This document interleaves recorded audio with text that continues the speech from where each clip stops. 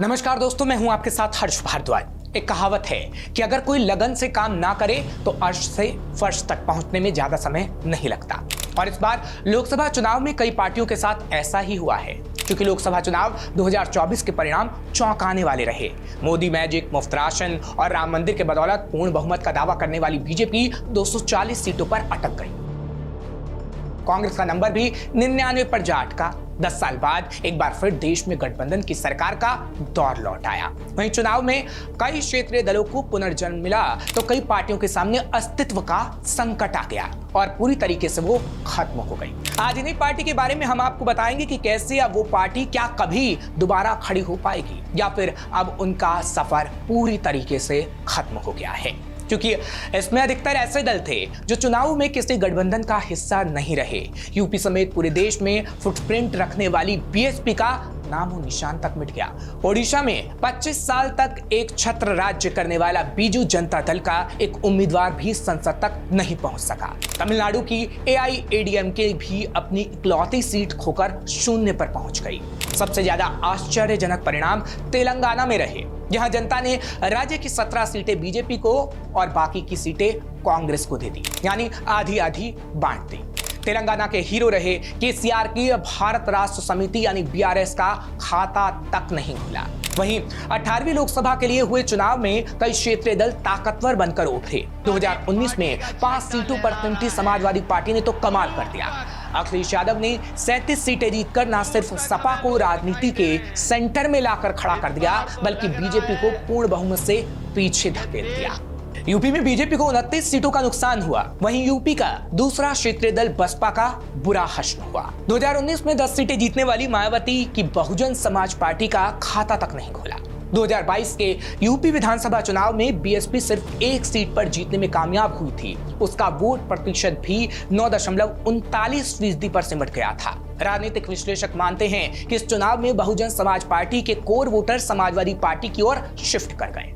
BSP चुनाव में किसी गठबंधन का हिस्सा भी नहीं रही। पार्टी प्रमुख मायावती ने इंडिया गठबंधन में शामिल होने के निमंत्रण को भी ठुकरा दिया था। लोकसभा चुनाव में दूसरा चौंकाने वाला परिणाम ओडिशा का रहा। ओडिशा में विधानसभा और लोकसभा चुनाव साथ साथ हुए। भारतीय जनता पार्टी ने लोकसभा की 20 और विधानसभा की 78 सीट जीतकर क्षेत्रीय पार्टी रही बीजेडी को तगड़ा झटका दिया। नवीन पटनायक साल 1998 से बीजू जनता दल और केंद्र और राज्य में कायम अपने आप को रखे हुए थे, लेकिन 2024 के चुनाव में 37.53% वोट हासिल करने के बाद भी पार्टी एक सीट भी नहीं जीत सकी। बीजेडी के इतिहास में ऐसा पहली बार हुआ जब लोकसभा में उसके प्रतिनिधि नहीं होंगे। विधानसभा चुनाव में बीजेडी को 40% वोट मिले और पार्टी 51 सीटें जीतकर विधानसभा में विपक्ष बन गई। बीजू जनता दल भी एनडीए या इंडिया गठबंधन का हिस्सा नहीं रही। यही नहीं, अभी और भी ऐसे क्षेत्रीय दल हैं जिनके बारे में हम आपको बताते हैं जो शून्य पर पहुंच गई। दरअसल क्षेत्रीय दलों में शामिल तमिलनाडु की एआईडीएमके को भी लोकसभा चुनाव में बड़ा झटका लगा। इस चुनाव में वे अपनी एकमात्र सीट भी खो बैठी। उसे सिर्फ 20.46% तक वोट मिले। चुनाव से पहले एआईएडीएमके ने बीजेपी के साथ गठबंधन करने से इनकार कर दिया था। वहीं डीएमके के कारण वे इंडिया गठबंधन से भी दूर रही। 2024 के लोकसभा चुनाव में डीएमके के नेतृत्व वाली इंडिया गठबंधन ने राज्य की सभी 39 सीटों पर कब्जा कर लिया। और अब बात करते हैं तेलंगाना की, क्योंकि तेलंगाना में केसीआर के बीआरएस को भी बड़ा झटका लगा।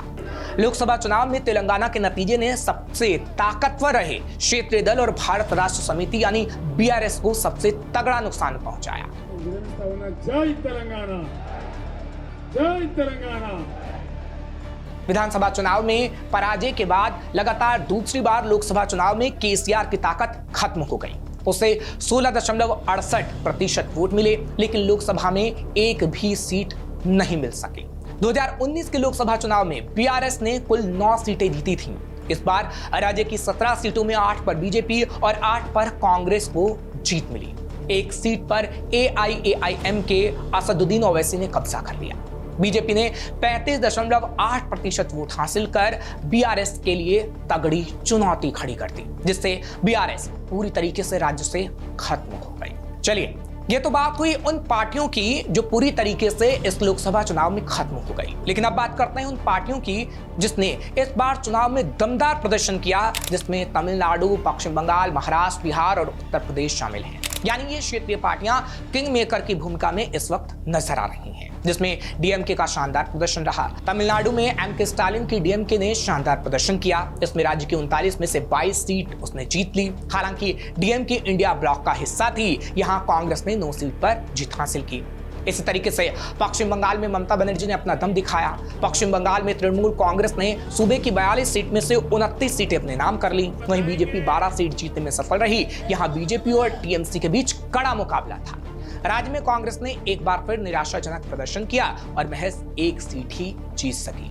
इसी तरीके से महाराष्ट्र में उद्धव ठाकरे का अच्छा प्रदर्शन देखने को मिला, जहां 48 लोकसभा सीट वाले महाराष्ट्र में कांग्रेस के नेतृत्व वाले इंडिया ब्लॉक ने 30 सीटों पर जीत दर्ज कर एनडीए को करारी शिकस्त दी। यहां उद्धव ठाकरे के नेतृत्व वाली शिवसेना ने 9 सीट हासिल की। वहीं एनडीए में शामिल शिवसेना शिंदे गुट महज 7 सीट ही जीतने में सफल रहा।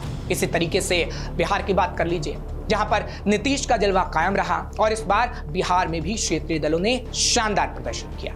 चुनाव में जनता दल ने 12 सीट और लोक जनशक्ति पार्टी रामविलास ने 5 सीटों पर जीत दर्ज की। वहीं इंडिया अलायंस में शामिल राष्ट्रीय जनता दल यानी आरजेडी भी 4 सीट पर विजयी हुई।